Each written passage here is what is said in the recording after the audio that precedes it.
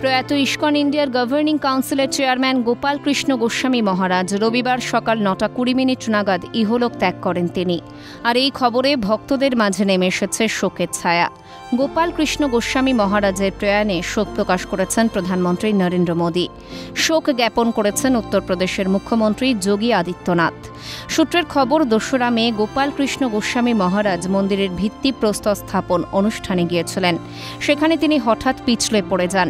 সে সময় তার ফুসফুসে আঘাত লাগে। 3 দিন ধরে তিনি হাসপাতালে চিকিৎসাধীন ছিলেন। দিল্লির ইস্কন মন্দিরে বিকেল 3:30 ভক্তরা তাকে শেষ দর্শন করেছেন। সোমবার গোপাল কৃষ্ণ গোস্বামী মহারাজের দেহ বৃন্দাবনে নিয়ে যাওয়া হবে বলে জানানো হয়েছে। ইস্কনের তরফে বিবৃতি দিয়ে জানানো হয়েছে, শ্রীল প্রভুপাদ গোপাল কৃষ্ণ গোস্বামী মহারাজকে গোপাল কৃষ্ণ দাস হিসেবে দীক্ষা দেন এবং এরপর মহারাজ আজীবন সেবা শুরু করেন। সন্ন্যাস জীবনের প্রথম পর্বে গোপাল কৃষ্ণ গোস্বামী মহারাজ কয়েক বছর ধরে শ্রীল প্রভুপাদের ব্যক্তিগত সচিব হিসেবে কাজ করেছেন। 1975 সালে ইন্ডিয়ার সমস্ত তত্ত্বাবধানের দায়িত্ব নিয়ে গভর্নিং বডি কমিশনার হিসেবে নিযুক্ত হন। ক্যালকাটা নিউজ।